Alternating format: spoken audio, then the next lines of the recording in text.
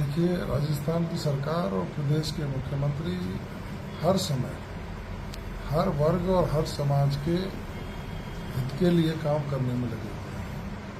कोई भी समाज अपनी बात जब रखता है तो उसका कानून सम्मत समाधान और उसके विकास के लिए क्या किया जा सकता है, इसके लिए हम संकल्पबद्ध हैं। जहाँ तक गुर्जर समाज का विषय है, प्रदेश के यशस्वी मुख्यमंत्री आदरणीय भजनलाल शर्मा जी ने इन 1.5 वर्षों में गुर्जर समाज के लिए बहुत कुछ किया है। उन्होंने भगवान देवनारायण की जन्मस्थली बालासेरी डूंगरी और सवाई भोज के मंदिर, गढ़गोटा, बरनगर और साडो माता की बावड़ी, उसको एक सर्किट बनाने का संकल्प लिया और वहाँ प्रेम सरोवर से लेकर आवासीय विद्यालय और इन स्थानों का कैसे विकास हो सके, इसके लिए बजटीय प्रावधान किए।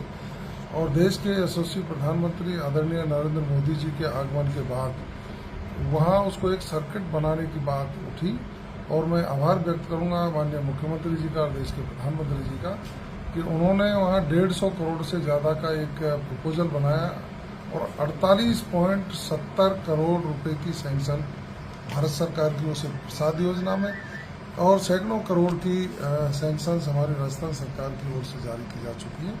उसी के साथ साथ हम जगदीश धाम केमरी को देखें तो उसको कृष्ण कमल पथ से जोड़ने का काम किया, आवासीय विद्यालय दिया, कॉलेज की वहाँ स्थापना हुई है, पशु चिकित्सालय खोलने की बात रही और उसका समेकित विकास हो सके इसकी परिकल्पना सोच करके उसको धरातल पर लाने का काम किया। बाबू महाराज में एक मल्टीपर्पज हॉल बने जो सबके लिए काम आए, बहुउद्देशीय सामुदायिक भवन के लिए 1 करोड़ से ज़्यादा की राशि सैंक्शन की। इसी तरह ब्रज परिक्रमा मार्ग में हमारे आराध्य देव आदि बद्रीनाथ का मंदिर आता है जो भी गुर्जर समाज के गांव से चारों ओर से जुड़ा हुआ है, उसमें भी आवासीय विद्यालय और कॉलेज खोल करके हमारे आस्था के केंद्रों को शिक्षा के केंद्रों से जोड़ने की एक मुहिम चालू की है। हमारी जोधपुरिया और कारिस देव के मंदिर पर आप देखेंगे, कारिस देव के मंदिर पर पैनोरमा बने, रोड कनेक्टिविटी से हो, उसके लिए भी उन्होंने बजटीय प्रावधान किए हैं। जहाँ तक कुछ विषयों की बात है तो उनको लेकर के हमारे समाज के लोगों ने जब बात रखी है तो सरकार सकारात्मक ही है और मैं ये समझ सकता हूँ कि माननीय मुख्यमंत्री जी की संवेदनशीलता है, बिना किसी नुकसान के, बिना किसी परेशानी के सारी चीज़ ठीक हुई है और उन्होंने ये कहा है कि विधि अनुरूप जो भी संभव हो सकेगा हम वो समयबद्ध कार्यक्रम के तहत करेंगे।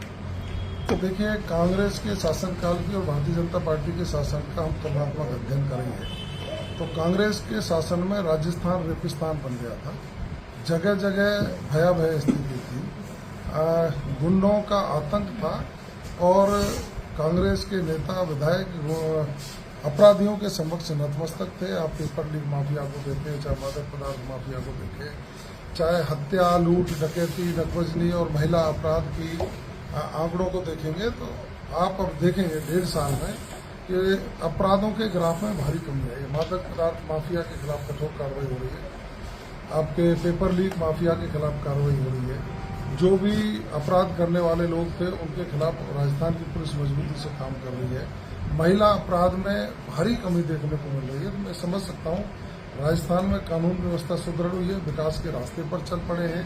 हमने पानी की व्यवस्था को दुरुस्त करने के लिए पीकेसी संशोधित थी, उसको राम जल सेतु लिंक परियोजना में कन्वर्ट करके उसका सेकंड फेज की टेंडरिंग की व्यवस्था हो रही है।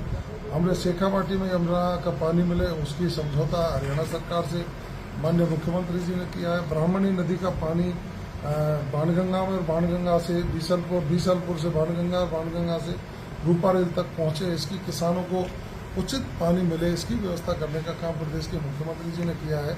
बिजली की व्यवस्था दुरुस्त हो, इसके लिए सोलर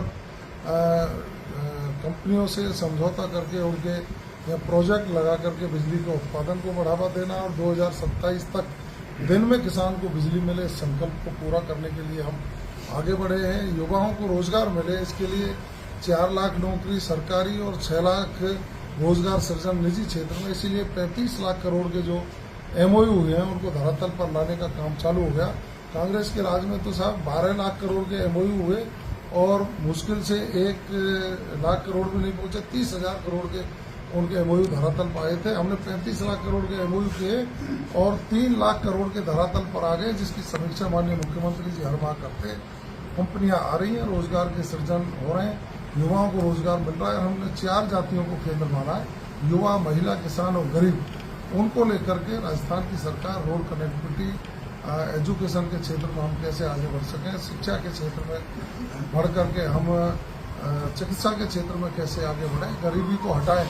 इसीलिए 300 करोड़ से ज्यादा का प्रावधान गरीबी हटाओ का नारा देकर के किया है। निश्चित रूप से हम माननीय भजन लाल जी के नेतृत्व में विकसित राजस्थान का सपना पूरा करेंगे। प्रदेश के मुख्यमंत्री जी ने पदभार ग्रहण करने के तुरंत बाद एक घोषणा की थी कि जिन भी परीक्षाओं में गड़बड़ी हुई है और जिन लोगों ने गड़बड़ी करके भर्ती करने का प्रयास किया है, हम उनके खिलाफ कठोर कार्रवाई करेंगे। और हमें संतोष है कि हमारी एसओजी ने 300 से ज्यादा लोगों को सलाखों के पीछे पहुंचाया है और जितने भी लोगों ने गड़बड़ी की है उन सबके खिलाफ, चाहे किसी भी भर्ती में हो, हमारी सरकार कार्रवाई करेगी। चूंकि मामला न्यायालय में लंबित है तो ज्यादा मैं इसके बारे में कुछ निर्णयात्मक रूप से कुछ कह नहीं सकता। माननीय मुख्यमंत्री जी हमेशा युवाओं के हित में काम करने वाले मुख्यमंत्री हैं। आप तो देखते जाइए जी, 1.5 साल में ही हमने 67,000 से ज्यादा नौकरियां दे दी। हमारा लक्ष्य 4 लाख नौकरी देने का, 1,35,000 नौकरियां अभी पाइपलाइन में है। लगातार हम रोजगार मेले लगा करके युवाओं के सपनों को साकार करने का काम करें। अब देख सकते हैं कि मादक पदार्थ तस्करी को रोकने के लिए हमने एंटी नारकोटिक्स टास्क फोर्स का गठन करके 233 से ज्यादा पदों का सृजन किया है। हम नई चौकियां खोल रहे हैं, हम नए अफसर लगा रहे हैं और हमने पुलिस को इतना मजबूत किया है कि मादक पदार्थ माफिया राजस्थान छोड़ने को मजबूर हो गया, तो उसको पकड़ करके हम सलाखों के पीछे पहुंचा रहे हैं। आप देख सकते हैं जिस तरह से साइबर क्राइम पे हमने हमला किया, योजनाबद्ध तरीके से उनके खिलाफ कार्रवाइयां की हैं, पीला पंजा चला करके उनकी अवैध संपत्तियों को नष्ट करने का काम किया है। जहां डीग जिला पूरे देश में 18% था, आज घट करके 4% पर आ गया और पूरे राजस्थान में व्यवस्थित ढंग से साइबर माफिया के खिलाफ हमारा प्रहार जारी है। हम राजस्थान को शांति प्रिय प्रदेश और सुरक्षित प्रदेश बनाने की ओर बढ़ रहे हैं। सब एक अब तो देखते जाइए, जनता जो सपना देखेगी राजस्थान की सरकार उसको पूरा करेगी।